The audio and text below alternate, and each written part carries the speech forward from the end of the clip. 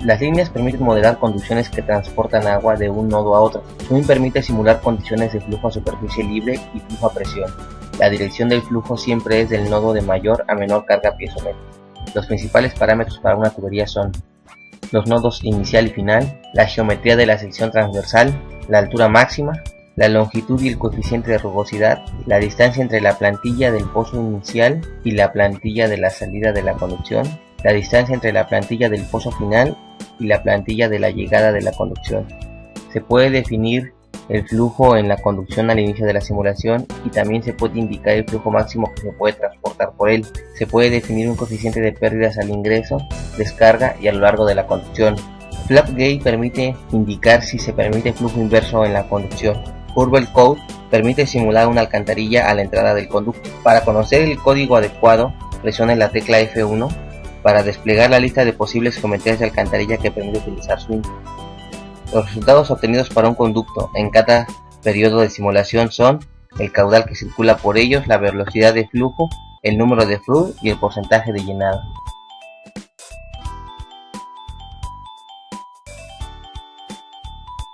Las bombas son líneas que transmiten energía al fluido, elevando su altura piezométrica. Los datos principales de una bomba son el nodo de succión y el nodo de descarga. Curva característica, su estatus inicial. Start Off Deep indica la profundidad en el nodo de entrada para la cual la bomba se enciende. Shut Off Deep indica la profundidad en el nodo de entrada para la cual la bomba se apaga. El principal resultado obtenido de una bomba en cada periodo de simulación es el caudal que circula por él.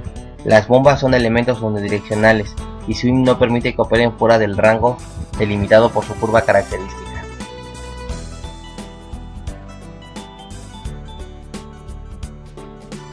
Los orificios son líneas que simulan una descarga a través de un orificio en un nodo.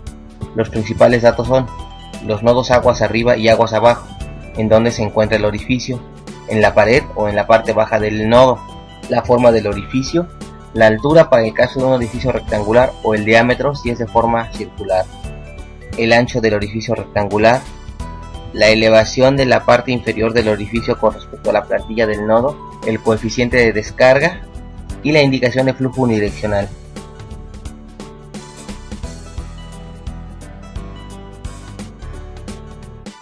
Los vertedores son líneas que simulan una descarga a través de un vertedor de pared delgada.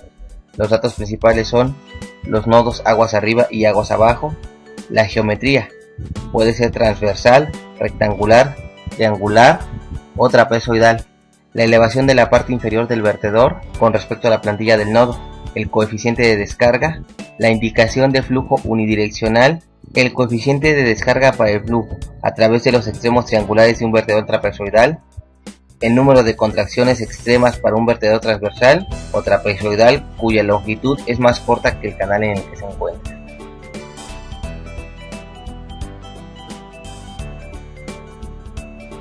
Son dispositivos de control de flujo que se utilizan normalmente para controlar la salida de las unidades de almacenamiento. Se utilizan para modelar la descarga en función de la carga en un nodo.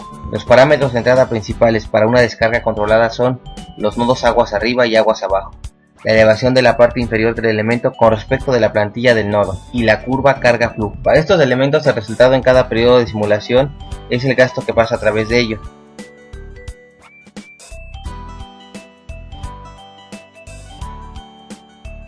Retomando el ejercicio de aplicación, al término del video anterior se definieron las condiciones iniciales y de cálculo para la simulación. Se trazaron los nodos, unidades de almacenamiento y descargas del modelo. Se definieron las propiedades físicas mínimas necesarias para estos elementos. Ahora es momento de trazar los conductos que unen los nodos y los elementos especiales necesarios para realizar la simulación. Utilizando la herramienta Conduit de la barra de herramientas, trazamos líneas que unan los nodos previamente definidos de acuerdo al plano y al lienzo de fondo que se generó. Para trazar los elementos tipo link, se deben tener definidos los nodos inicio y fin. Si la función AutoLength se encuentra activa, Swing definirá automáticamente la longitud de las tuberías de acuerdo con el sistema de unidades definido inicialmente y las dimensiones del mapa que se definieron al momento de cargar el lienzo de referencia. De no ser así, todas las líneas que se tracen tendrán la longitud establecida en la función ConduitLength del cuadro de diálogo default. El trazo de un conducto inicia al dar clic izquierdo sobre el nodo inicial y termina al dar clic izquierdo sobre el nodo final. Una vez iniciado el trazo, se pueden indicar quiebres en la tubería. Esto es útil para representar, por ejemplo, tuberías que se encuentran en calles curvadas. Ahora, si la función AutoLenk se encuentra desactivada, no importa la longitud o quiebres de un trazo, la línea seguirá teniendo la longitud establecida en default. Considere que los quiebres de una tubería son exclusivamente un apoyo visual y no afectan al cálculo hidráulico.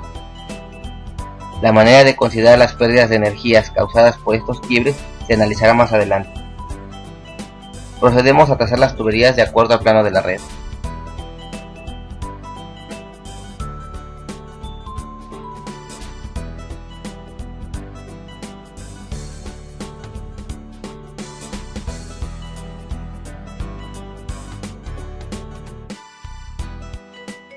Una vez trazadas las tuberías es momento de definir sus propiedades físicas, y al igual que con los elementos Johnson, se utilizará el editor de propiedades, que para el caso de las tuberías nos solicita la siguiente información. En primer lugar, el nombre.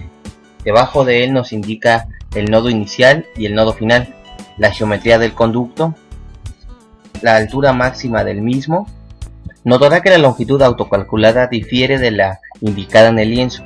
Esto es debido a que el trazo de los nodos se realizó a mano, por tanto no coincide exactamente con la posición en el lienzo.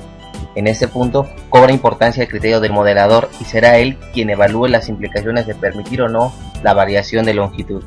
Siempre existirá una incertidumbre en centímetros de estos valores, por lo que para este ejercicio se considera que esta variación es poco significativa y se respetarán los valores calculados por el programa. Roughness se utiliza para definir el coeficiente de pérdidas en el tramo.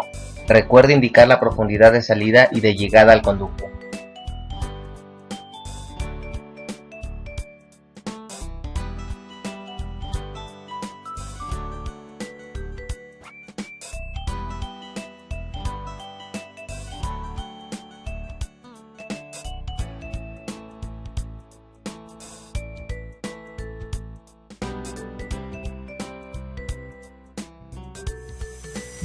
El conducto a presión descarga a la llegada del humedal a un canal de sección rectangular de 1 metro de altura y 80 centímetros de ancho.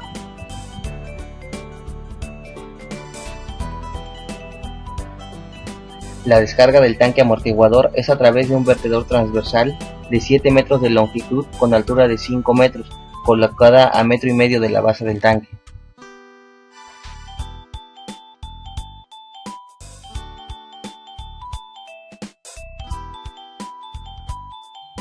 Para simular el pozo de visita especial con trampa de sólidos, recordará que se definieron dos pozos de visita.